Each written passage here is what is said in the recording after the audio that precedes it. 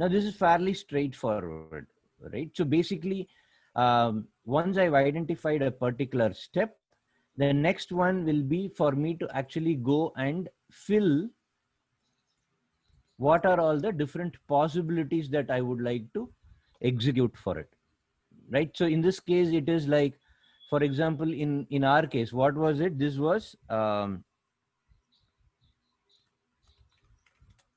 if I go back to the Excel here, so the title of the customer journey was actually receiving tech support. And what was the trim tab step? Let's just take it for discussion purpose here as give assignment group. Okay, so we'll give, now this is the trim tab step. Now what are the possibilities here? It could be something like for an user, the assignment group is listed in the same portal, right? Then the other thing could be auto detect assignment group. Now probably Vimal, you can give your possibility. This is a good point for, at this point you can actually come and give your solution or a resolution. So Vimal, now you can tell me what is that thing. There's a possibility that you had.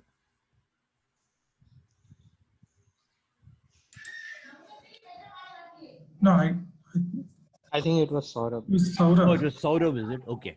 No, I was saying that this step itself is not there in the customer journey mapping, because while raising the incident, it doesn't ask you to select an assignment group. I mean, if you are an end user, if you are a super user, then I'm not sure. Yeah, actually what happens is that I simplified this. There is another service portal, part of the service portal where you can raise tickets. I don't know how to explain to you. You can create what are called contacts, and then you can create CRs. In there, Okay. yeah. So in this case, right, in the interest of, we are just doing an exercise here. Yeah. Okay. So let's take Saurabh's thing. Yeah,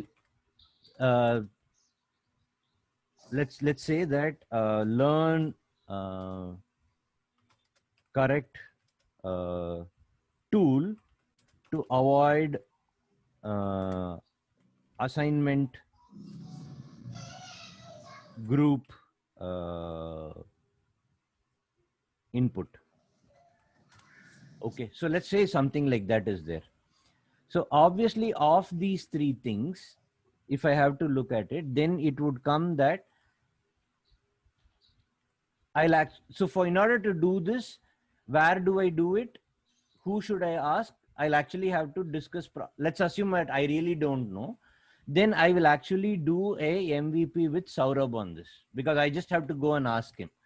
Auto detect and all is not in, it's harder to do from an application perspective, right? And maybe this is yellow because I have to go to another portal and create a new feature group. But possibility 3 is just quickly discussing something to understand. So now P3 is a possibility which is green, which means it is a MVP that we can execute. Okay, so for the trim tab that you identified, we will list out the possibilities and figure out which MVP is green. And that we would execute as a part of that fortnight. So we keep doing dojos, get into a dojo. To kind of summarize, it's basically get into a dojo, using the Pux Excel, identify the trim tab step. Once you have identified it, figure out what are the possibilities that we can do to handle for that trim tab step. And of the possibilities, identify the one which is green, and that becomes an MVP.